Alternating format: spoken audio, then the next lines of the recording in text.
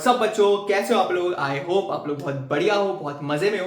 Basically कल मैंने आपको जो रेवेन्यू का पार्ट 1 है जिसमें परफेक्ट कंपटीशन है वो मैंने करा दिया, और आज मैं आपको इम्परफेक्ट कराने वाला हूं और उसके बाद हमारा चैप्टर हो जाएगा पूरा समाप्ति। ठीक है, तो फटाफट हमारा जो इम्परफेक्ट है ना उसे शुरू करते हैं और थोड़े बहुत ग्राफ्स वगैरह है उसे देख के हमारा चैप्टर कर देते हैं खत्म। ठीक है, तो सबसे पहले हमारे पास क्या था? Perfect competition.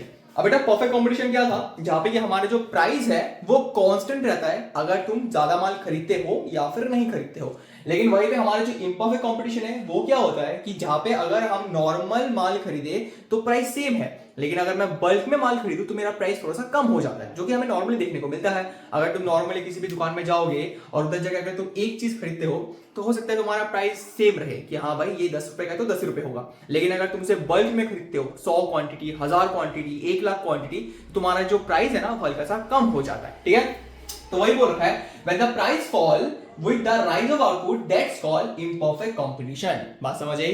अब imperfect competition में भी हमारे पास दो रिलेशन है। सबसे पहले आ जाता है ARMR, एवरेज और मार्जिनल में। उसके बाद TRMR, टोटल रेवेन्यू, और फिर मार्जिनल रेवेन्यू में। ठीक है जी बेटा, अब हम ना एक फटाफट चार्ट बना लेते हैं। ठीक है, सबसे पहले यहाँ पे आएगा आउटपुट, उसके बाद यहाँ पे लेते हैं हम प्राइस को, यहाँ पे TR, उसके बाद AR, फिर MR।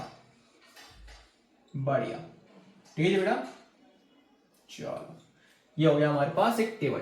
ठीक है, अब क्वांटिटी जो है ना वो तो नॉर्मल हमारे पास एक दो होने वाला, तो 1 2 3 4 5। ठीक है, प्राइस जो है ना वो एक बार कांस्टेंट नहीं होने वाला बिकॉज ये तुम्हारा इम्परफेक्ट है तो प्राइस गिरेगा।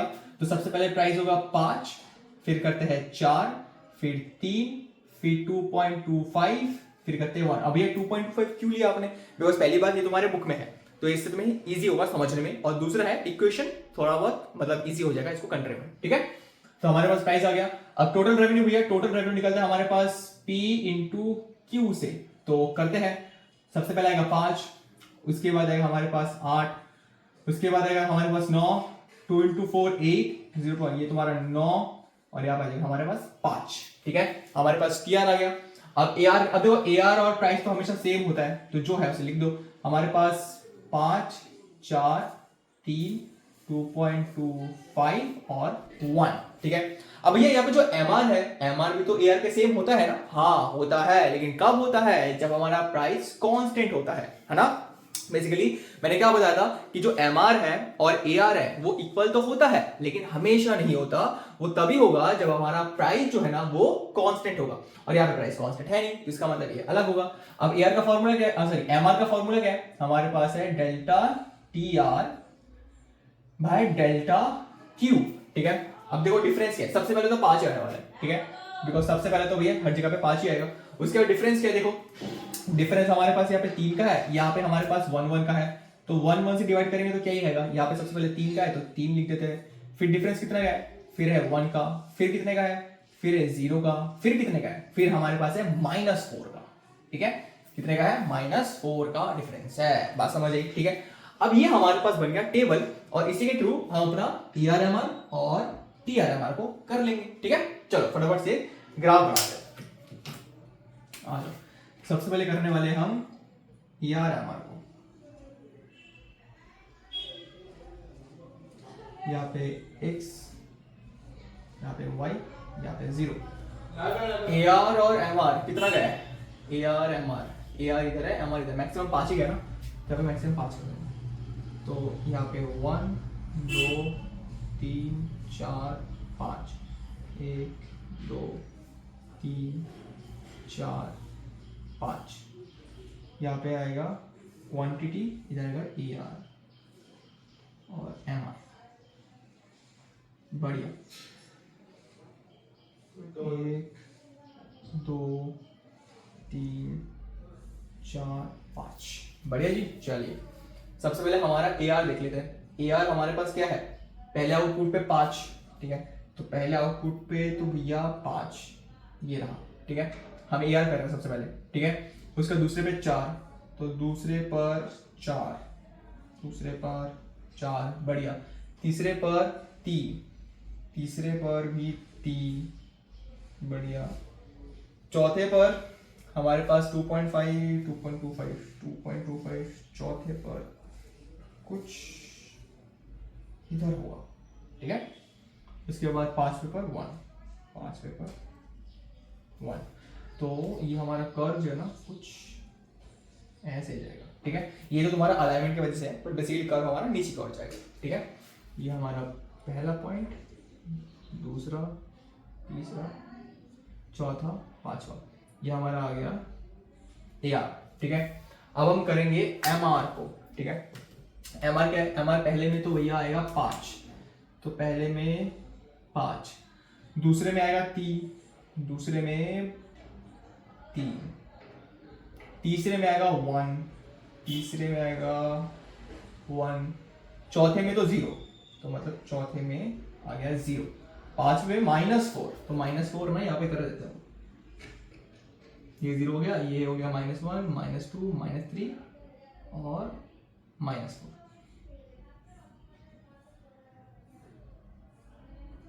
तो -4, पांचवे में -4, ठीक है। तो ये कुछ जाएगा ऐसे, ठीक है। ये हमारा आ गया MR, यहाँ पे हमारे पास माइनस में, ठीक है बेटा। तो बेसिकली हमारा जो AR है वो फॉल करेगा, लेकिन वहीं पे हमारा जो MR है वो फॉल करते करते 0 पे आके भी हमारा माइनस हो जाएगा, ठीक है। अब देखो इसका एक रिलेशन बताओ। बेसिकली आपने ना जितने भी चैप्टर्स अभी तक पढ़े हैं, लाइक TU MU पढ़ लो या फिर हमारा TP MP पढ़ लो, जहां पर भी पढ़ लो, वहां पे आप देखना कि जो MR वाला चीज है ना, जो मार्जिनल है, वो हमेशा गिरता है, वो हमेशा गिरेगा ही गिरेगा, और वो नेगेटिव में जाएगा, मैक्सिमम वो नेगेटिव में जाता है। और जो AR है ना, वो हल्के से बच जाता है, चाहे तुम कॉस्ट में देख लो चाहे तुम रेवेन्यू में देख लो, हल्के से बच जाता है, ठीक है। तो बेसिकली हमारा जो मार्जिनल है वो नीचे गिर गया और हमारा जो AR है वो बच गया, ठीक है। तो बेसिकली ये हमारे कर्व है, इसे बनाओगे और साथ में रिलेशन तो आपको पता है क्या लिखोगे। सबसे पहले हमारे पे x में क्या है, हमारे y में क्या है, हमने यहाँ पे क्या लिया है, हमने यहाँ पे क्या लिया है, उसके बाद दोनों डाउनफॉल में है। हमारा जो AR है वो गिरता है, गिरता कैसे है, नॉर्मल डिमिनिशिंग में, लेकिन वहीं पे हमारा जो MR है वो गिरता है, गिरने के बाद नेगेटिव पे हो जाता है, ठीक है। तो बेसिकली कर्व है, इसके साथ जितने भी रिलेशंस है अब वो लिखोगे, आपका पूरा AR और MR हो जाएगा समाप्ति, ठीक है बेटा। इसको फटाफट देखो, इसके बाद मैं रब करके हमारा TR MR कराऊंगा, ठीक है। चलो हो गया, बढ़िया।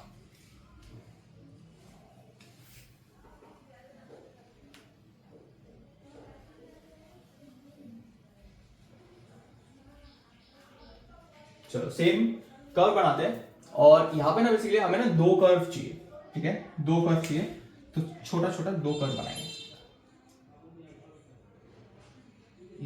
ये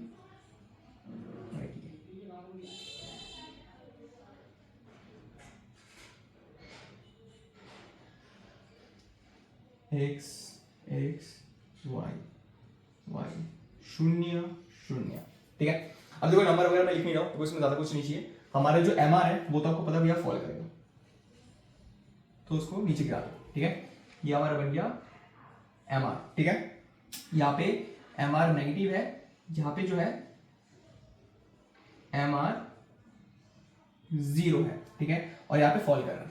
अब याद रखना कि जहां पर MR 0 होगा, जहां पर भी आपका जो MR है वो 0 होगा ना, उस पॉइंट पे हमारा जो TR है, उस पॉइंट पे हमारा जो TR है वो अपने मैक्सिमम पे होगा। इसका मतलब है कि जो हमारा TR है पहले बात तो 0 शुरू होगा, उसके बाद हमारा TR ऊपर जाएगा और ऊपर जाकर फिर ये गिरना शुरू करेगा, ठीक है। तो ये हमारे पास आ गया TR, ठीक है। तो MR जिस पॉइंट पे 0 होगा उस पॉइंट पे हमारा जो TR है वो अपने टॉप पे होगा, ठीक है। भैया आपने TR भी ऐसे भी शुरू किया बिकॉज हमें पता है कि TR जो है 0 से शुरू हो सकता है, बिकॉज अगर आपने कोई माल बेचा ही नहीं है तो आपका रेवेन्यू कहां से आया, तो TR हमेशा 0 से शुरू हो सकता है, ठीक है। अब अगर इसका मैं कुछ लिखना चाहूँ ना तो आप ऐसे लिख सकते हो कि फेज 1, ठीक है। फेज 1 में क्या है, फेज 1 में है कि when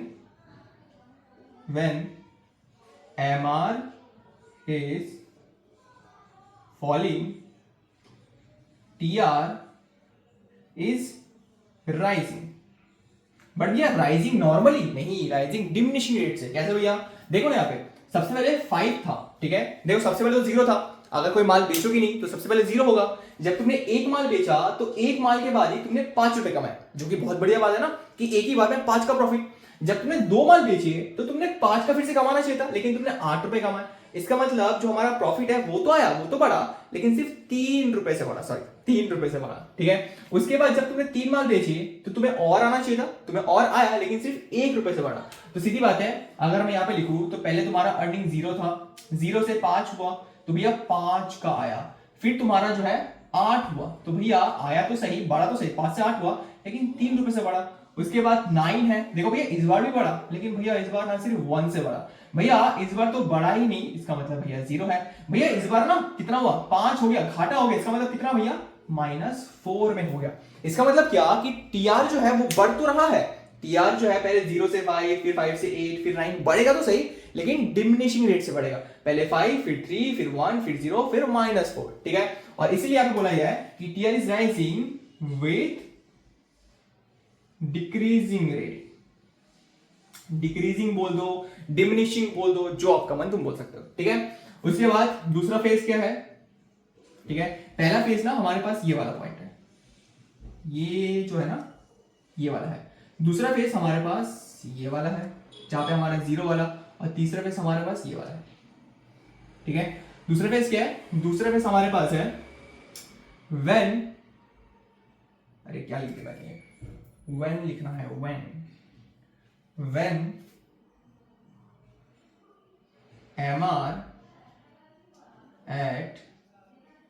MR is 0, TR at its highest point. हमारा जो MR है जब वो 0 पर रहेगा, जब हमारा MR 0 पर रहेगा, उस टाइम पे जो TR है वो हमारा हाईएस्ट पॉइंट पे रहने वाला है। बात समझ आई? यहाँ पे देखो हमारे जो MR है वो 0 पे है, लेकिन उसी पॉइंट पे TR हमारा हाईएस्ट पे है, ठीक है। उसके बाद थर्ड का लिख सकते हो, थर्ड आप लिख सकते हो, सारे फेजेस है बेटा, ठीक है। थर्ड आप क्या लिखोगे, when MR become negative, TR starts falling, ठीक है। जब हमारा MR जो है वो जब नेगेटिव हो जाएगा, हमारे जब MR हमारा नेगेटिव हो जाएगा तब जाके TR हमारा फॉल करना शुरू करेगा। देखो इस पॉइंट के बाद MR नेगेटिव हो रहा है, हमारा TR इसी पॉइंट के बाद फॉल करना शुरू कर रहा है। यहाँ पे भी देखोगे तो हमारा जो MR था वो नीचे गिर रहा था, उस टाइम पे हमारा TR बढ़ रहा था, लेकिन धीरे धीरे जब हमारा MR 0 हो गया तो उस टाइम पे TR अपने हाईएस्ट पे है। MR जब नेगेटिव हो गया तो TR भी गिरना शुरू हो गया, 9 से 5 में आ गया। बात समझ आई? तो ये हमारे पास कुछ केसेस थे जो कि इम्परफेक्ट कंपटीशन में देखा जाता है। सबसे पहले AR और MR का, फिर आएगा TR, फिर MR का, ठीक है बेटा।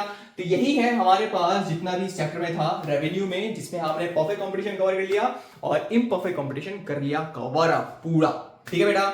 सो तुम्हारा एक चैप्टर हो गया समाप्ति। अब इसके बाद कुछ वीडियोस में इंपॉर्टेंट क्वेश्चंस में डालूंगा। देखो बेटा इंपॉर्टेंट क्वेश्चन तो मैं दे दूंगा, ठीक है, बिकॉज जो भी मैं सर्च करता हूँ, जो भी मैं मेरे को मिलता है, लेकिन साथ में कुछ इंपॉर्टेंट टॉपिक्स भी दूंगा, लाइक बिकॉज आई वांट कि तुम लोग थोड़ा सा खुद से भी पढ़ो, बिकॉज खुद से बना सको, ठीक है।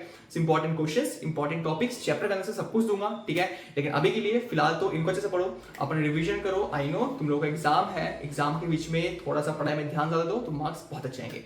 मार्क्स में ज्यादा फिक्र मत करना, अपना 100% दो, मार्क्स कुछ भी आए, लेकिन अगर तुमने अपने 100% दिया ना तो इसका मतलब तुम बेस्ट हो, ठीक है। अगर 100% नहीं दे रहे हो उसका मतलब कुछ ना कुछ कमी है, लेकिन इफ यू पुट योर 100% उसके बाद भी अगर तुम्हारे 80 आए, that's mean you are the best, ठीक है। सो ऑल द बेस्ट बेटा, अपने एग्जाम के लिए प्रिपरेशन करो। और आज के लिए इतना ही, नेक्स्ट वीडियो बहुत जल्द आएगा, उसके लिए thank you so much, keep glowing, keep smiling, thank you.